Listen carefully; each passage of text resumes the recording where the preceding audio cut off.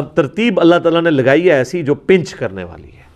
سب سے پہلے رشتہ داروں کا نمبر، کیونکہ رشتہ داروں کو دینا یہ سب سے مشکل کام ہے۔ رشتہ داروں کو پھلتا پھولتا دیکھنا یہ شیطان نہیں برداشت کرنے دیتا۔ جتنا جیلسی فیکٹر ہے وہ رشتہ داروں کے ساتھ ہوتا ہے۔ یہ جتنے تعویذ دھاگے بھی آپ سنتے ہیں لوگ کرواتے ہیں وہ رشتہ دار کرواتے ہیں۔ باہر کے لوگوں کو کیا ضرورت ہے کسی سے جیلسی کرنے کی یا حسد کرنے کی؟ رشتہ دار، اسی لیے انسان رشتہ داروں کو اگنور بھی کر رہا ہوتا ہے۔ تو اللہ تعالیٰ نے پہلی ضرب یہ لگائی ہے کہ سب سے پہلے رشتہ داروں کا حق ہے۔ اچھا، رشتہ داروں میں یہ کوئی نہ سمجھے کہ میرے کزنز جو ہیں یا میرے ماموں خالو، نہیں، سب سے پہلے رشتہ دار آپ کے بیوی بچے ماں باپ بہن بھائی ہیں، اس کے بعد باقی رشتہ دار آتے ہیں۔ لوگ اکثر پوچھ رہے ہوتے ہیں جی وہ زکوٰۃ دینی ہے، بہن میری بیوہ ہے دے دیں۔ بھئی اس سے زیادہ کوئی حقدار ہی نہیں ہے، اس کا تو کوئی کمانے والا نہیں ہے۔ بھائی کو دے دیں، بالکل دے سکتے ہیں، سب سے زیادہ حقدار وہ لوگ ہیں۔ اس کے بعد یتیم، ظاہر ہے یتیموں کا کوئی سرپرست نہیں ہے، مشکل ہے ان کے لیے زندگی گزارنا۔ مساکین جو بالکل غربت کی، جس کو آپ کہتے ہیں نا کہ وہ سطح غربت سے نیچے کی زندگی گزار رہے ہیں، اور مسافر۔ اب یہ مسافر والا معاملہ آج کل ذرا سمجھنا مشکل ہے۔ پہلے جو لوگ سفر اختیار کرتے تھے تو سفر میں اگر آ کے قافلے کو کسی نے لوٹ لیا تو وہ اگر نکلے ہوئے 6 مہینے کے سفر کے اوپر، ظاہر ہے کم از کم تو اتنے ہوتے تھے سفر۔ یہاں سے جو حج کرنے جاتے تھے 4 مہینے جانے کے لگتے تھے، 4 مہینے آنے کے۔ ایک حج کے موقع پہ نکلتے تھے نا تو اگلے حج کے موقع پہ وہ حج کر کے واپس آتے تھے۔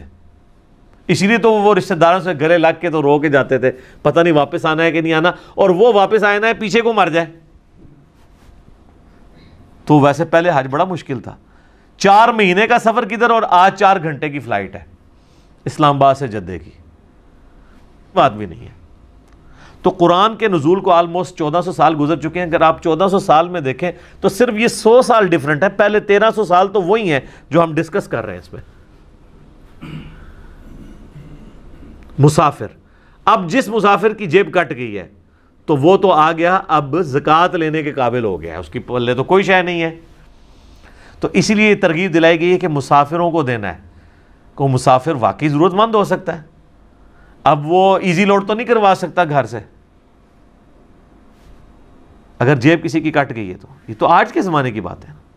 ایون آج بھی جن لوگوں کو ٹیکنالوجی کی خبر نہیں ہے، یا جن لوگوں کو پیچھے کوئی سپورٹ کرنے والا نہیں ہوتا، دوسرے شہروں میں آتے ہیں خریداری کے لیے، جیب کٹ گئی ہے، ان کے پاس بیچاروں کے پاس واپسی جانے کا کرایہ بھی نہیں ہوتا، جینون ایشو بھی آ جاتا ہے۔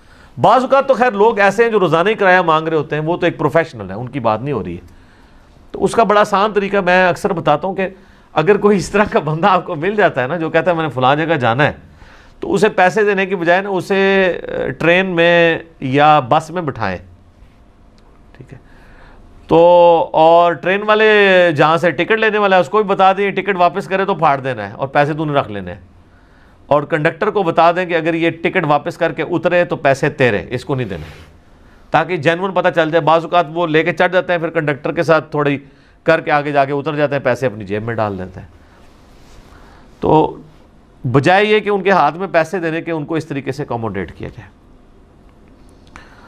اور سائلین جو ہیں واقعی جو مانگنے والے ہیں، اب وہ مانگنے والا پروفیشنل نہ ہو، وہ ظاہر آج کی ڈیٹ میں ذرا مشکل ہوتا ہے جج کرنا ایک عام بندے کے لیے۔ جو لوگ تھوڑے سے یعنی اس ایشو کے ساتھ وابستہ ہیں، یا جو آپ سمجھ لیں مارکیٹ کے اندر بیٹھے ہیں، وہ تو روزانہ شکلیں دیکھ دیکھ کے ان کو پتہ چل گیا ہوتا ہے کہ یہ تو روزانہ مانگنے آتے ہیں۔ تو ایسے لوگوں کو تو اسلام کہتا ہے آپ نے ڈسکریج کرنا ہے، پروفیشنل بیگرز کو ڈسکریج کرنا ہے۔ ڈسکریج کرنے کا یہ مطلب نہیں ہے کہ ان کو صلواتیں سنانی ہیں، بلکہ وہ آگے جائے گا، بنی اسرائیل میں آ جائے گا کہ تم نے جھڑکنا نہیں، اگر کسی کو نہیں دینا تو اس کو جھڑکو مت، بلکہ احسن طریقے سے بات کو ٹال دو۔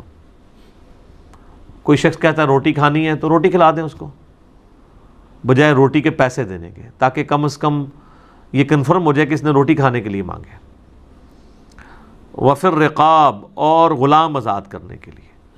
غلام آزاد کرنے میں تو اس وقت غلامی کا ایک دور تھا، تو اللہ تعالیٰ نے اس چیز کو انکریج کیا کہ غلام کو آزاد کرنے کا اتنا ثواب ہے، حتیٰ کہ آپ دیکھیں گے ہماری کئی ایک عبادات کے کفارے کے طور پر غلام آزاد کرنے کی بات ہوئی ہے۔ روزہ توڑ لیا تو غلام آزاد کرو، قتل خطا ہو گیا کسی سے، جان بوجھ کے نہیں، ایکسیڈنٹل، وہ بھی ایک غلام آزاد کرے گا۔ دیت تو اللہ دے گا، غلام بھی الگ سے آزاد کرے گا۔ اسی طریقے سے قسم توڑ دیا ہے، اس کا کفارہ بھی ہے، ایک غلام آزاد کرے گا۔ اس چیز نے آہستہ آہستہ غلامی والا سسٹم دنیا سے ایلیمنیٹ کر دیا۔ آج کے دور میں آپ اس کی ماڈرن فارم لے سکتے ہیں، مقروض کی گردن چھڑانا، وہ بھی آلموسٹ غلام ہو چکا ہوتا ہے۔